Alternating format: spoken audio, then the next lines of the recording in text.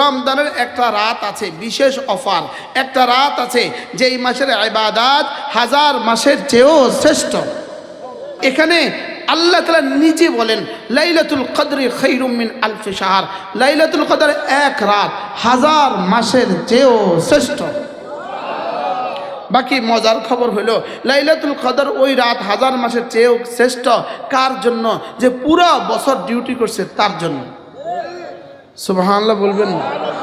পুরা বছর ডিউটি করছে, তো আল্লাহ তাআলা চান তাকে বিশেষ অপরচুনিটি, বিশেষ একটু সুযোগ দিয়া বিশেষ অফার দিয়ে দিতে। সুবহানাল্লাহ বলেন। আচ্ছা, যে কোনো কাজ করে নাই তাকে কেন অফার দিবে? তারে অফার দেয় তো অফার কারে দেয়? সারা বছর কি করে?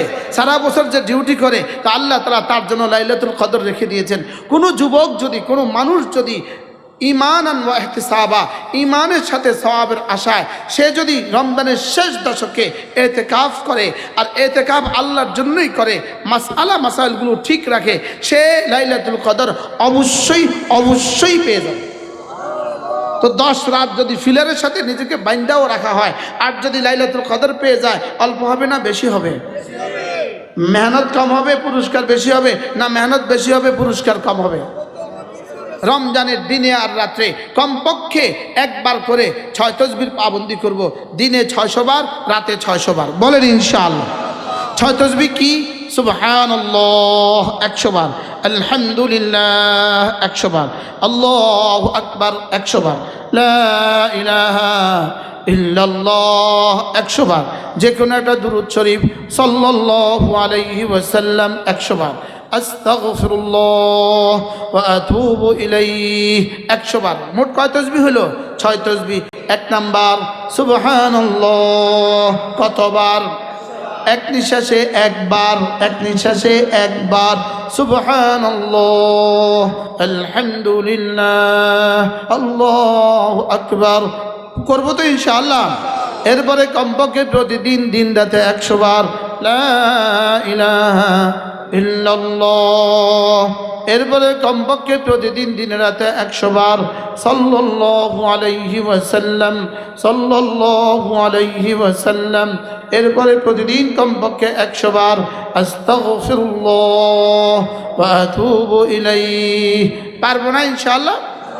এরপরে যদি পারেন প্রতিদিন কমপক্ষে 100 বার লা হাওলা ওয়ালা কুওয়াতা ইল্লা বিল্লাহ, লা হাওলা ওয়ালা কুওয়াতা ইল্লা বিল্লাহ।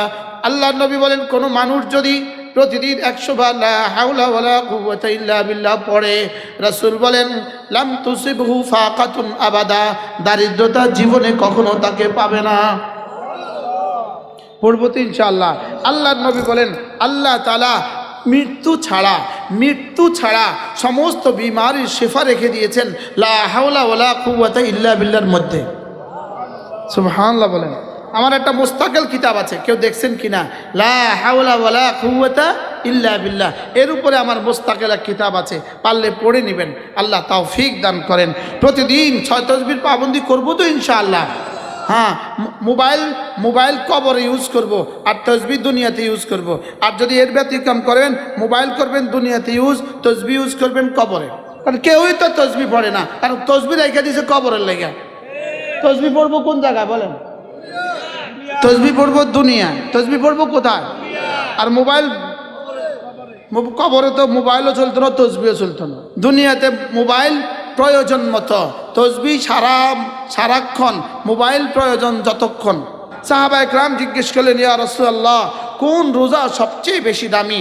রাসূল বলেন, যেই রোজার মধ্যে জিকির যত বেশি হয় এই রোজা তত দামি হয়। যেই রোজার মধ্যে জিকির যত বেশি হয় এই রোজা তত দামি হয়। আর জিকিরের মধ্যে 1 নাম্বার হলো নফল নামাজের মধ্যে কোরআনে কারীমের তেলাওয়াত, 2 নাম্বার হলো নামাজের বাইরে কোরআনে কারীমের তেলাওয়াত, 3 নাম্বার হলো লা ইলাহা ইল্লাল্লাহ। সুবহানাল্লাহ বলেন। যারা কোরআন শরীফ শুদ্ধ পারবো না, আপনি যদি কষ্ট করে 10 বার সূরা ইখলাস পড়েন তো কেমন হবে? 20 বার পড়লে আল্লাহর নবী বলেন 10 বার সূরা ইখলাস পড়লে আল্লাহ তাআলা জান্নাতে একটা ঘর বানাবে। তা আপনি যদি দোকানে বসে বসে 100 বার সূরা ইখলাস পড়েন তো কেমন হবে? সর্বোচ্চ 15 মিনিট সময় যাবে। আর কারি হযরত কারি শায়েখ সুদাইসি যদি 15 মিনিট কোরআন শরীফ পড়ে যেই পরিমাণ নেকি পাবে, আপনি আপনার দোকানে বসে বসে সূরা ইখলাস 15 মিনিট পড়লে সেই পরিমাণ নেকি পাবেন। কি ভাই? এরপরে রাসূল বলেন রমজান মাসে তোমরা 4টা কাজ বেশি বেশি করে করবা। 1 নাম্বার লা ইলাহা ইল্লাল্লাহ বেশি বেশি পড়বা। 2 নাম্বার আস্তাগফিরুল্লাহ বেশি বেশি পড়বা। 3 নাম্বার আসআলুকাল জান্নাহ জান্নাত বেশি বেশি চাইবা। 4 নাম্বার ওয়া আউযু বিকা মিনান নার জাহান্নাম থেকে বেশি বেশি করে পানা চাইবা। এই দিনের বেলা রাতের বেলা 4টা কাজ করবা। লা ইলাহা ইল্লাল্লাহ আস্তাগফিরুল্লাহ আসআলুকাল জান্নাহ ওয়া আউযু বিকা মিনান নার লা ইলাহা ইল্লাল্লাহ আস্তাগফিরুল্লাহ আসআলুকাল জান্নাহ ওয়া আউযু বিকা মিনান নার। পড়বো তো ইনশাআল্লাহ? তাহলে রোজা দামি হবে কি দিয়া? রোজা দামি হবে ইখলাস দিয়া, রোজা দামি হবে তাকওয়া দিয়া, রোজা দামি হবে জামাতের সাথে নামাজ দিয়া, রোজা দামি হবে বেশি বেশি তেলাওয়াত দিয়া, রোজা দামি হবে বেশি বেশি জিকির দিয়া। সুবহানাল্লাহ। কোনোভাবেই আল্লাহ তাআলা রমাদান দেন নাই মাল বাড়াবার জন্য, রমাদান দেন নাই কাপড়ের দোকানে বেশি বেচা কেনার জন্য, রমাদান দেন নাই জুতার দোকানে বেশি বেচা কেনার জন্য, রমাদান দেন নাই।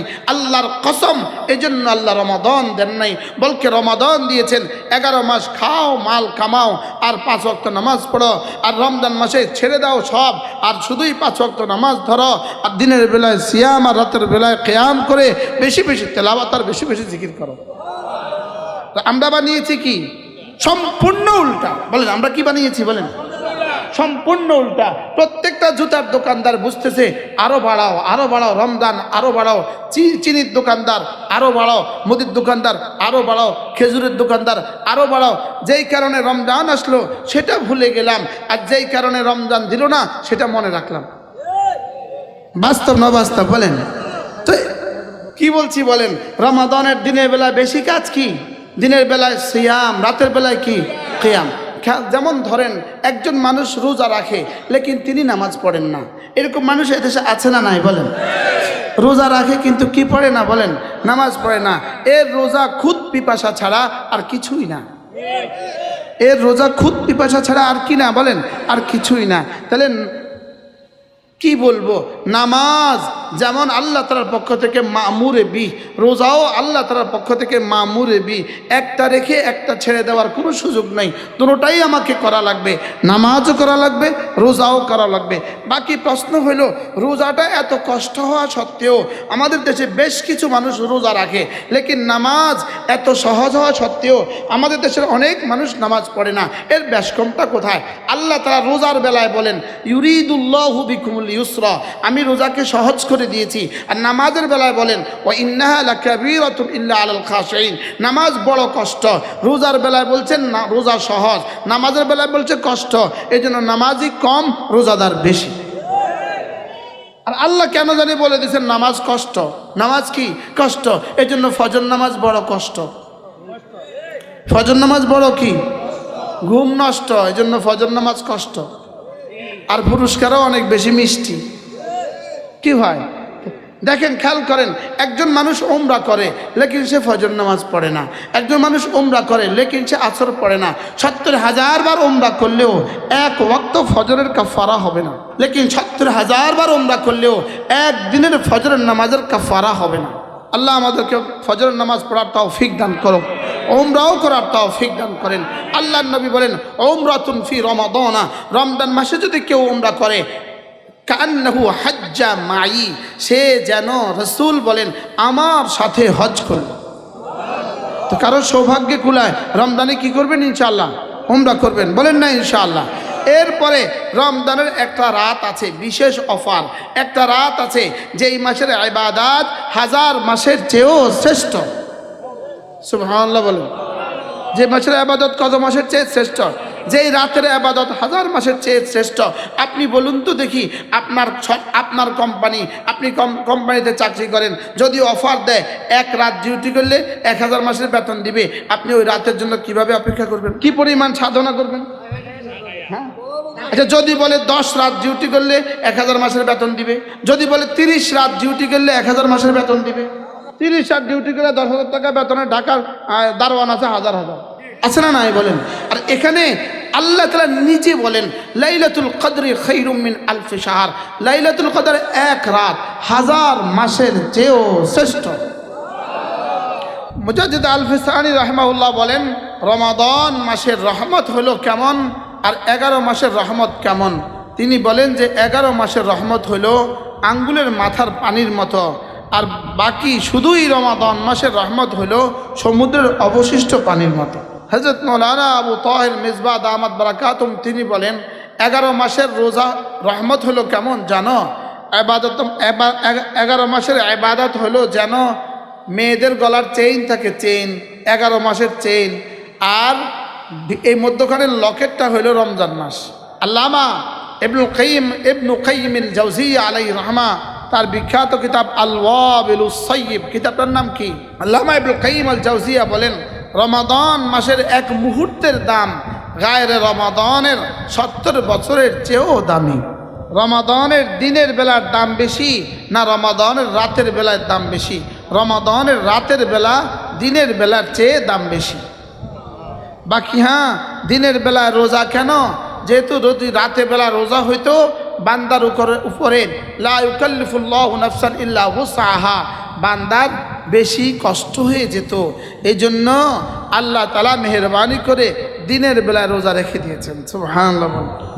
তাহলে দিনের বেলায় কিয়াম, রাতের বেলায় সিয়াম। একজন মানুষের জীবনের প্রতিটা মুহূর্তের 3টা কাজ আছে, প্রতিটা মুহূর্তের 3টা কাজ। 1 নাম্বার হলো ইমানের সাথে থাকা, 2 নাম্বার হলো জিকিরের সাথে থাকা, 3 নাম্বার হলো গুনাহ থেকে বেঁচে থাকা। তাইলে বেলা 11টার সময় আমার কি কি কাজ? কি 3টা কাজ। বেলা 3টার সময় আমার কয়টা কাজ? 3টা কাজ। রাত 3টার সময় আমার কয়টা কাজ? 3টা কাজ। আমার প্রতিটা মুহূর্তে কয়টা কাজ বলেন?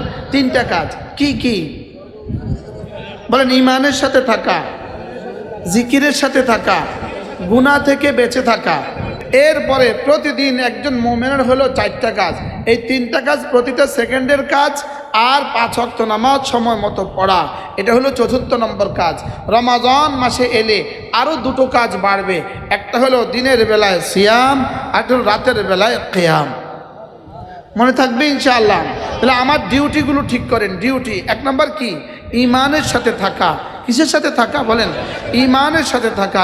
1 সেকেন্ডের জন্য কোনো স্বেচ্ছাসেবক থাকলে ওই বাচ্চাগুলোকে একটু বসিয়ে দেন। এরা বসলে আমার খুব বেশি উপকার হবে না, কিন্তু এদের কোনো ক্ষতি হবে না। আমি কত কষ্ট করে আসছি, আর এরা ওখান থেকে এখানে আসতে পারে না। এর অর্থ হলো হীরা নিলাম না। হীরা কি নিলাম না বলেন? হীরা নিলাম না। আপনারা এখানে আসেন, আমার কাছে আসেন। আপনারা আরেকটু আগে আসলে রহমত আগে আসবে। আশেপাশে যারা দাঁড়িয়ে আছেন তারা চলে আসেন অল্প সময়। এই 3টা বাজে আসার জন্য অনেক কষ্ট করতে হয়, বুঝছেন না? কে আনছে আমারে, কেন আনছে আমি কিছুই বুঝি না। কটা জিম্মাদারি বলেন? 4টা। 1 নাম্বার কি? ইমানের সাথে থাকা। 2 নাম্বার কি? জিকিরের সাথে থাকা। 3 নাম্বার কি? গুনাহ থেকে বেঁচে থাকা। গুনাহ থেকে বেঁচে থাকা আমার জীবনের কত মিনিটের জিম্মাদারি? 24 ঘন্টার জিম্মাদারি। যতক্ষণ ইমানের সাথে থাকা, নিঃশ্বাস যতক্ষণ আছে ততক্ষণ ইমানের সাথে থাকা, নিঃশ্বাস যতক্ষণ আছে ততক্ষণ জিকিরের সাথে থাকা, নিঃশ্বাস যতক্ষণ আছে ততক্ষণ গুনাহ থেকে বেঁচে থাকা।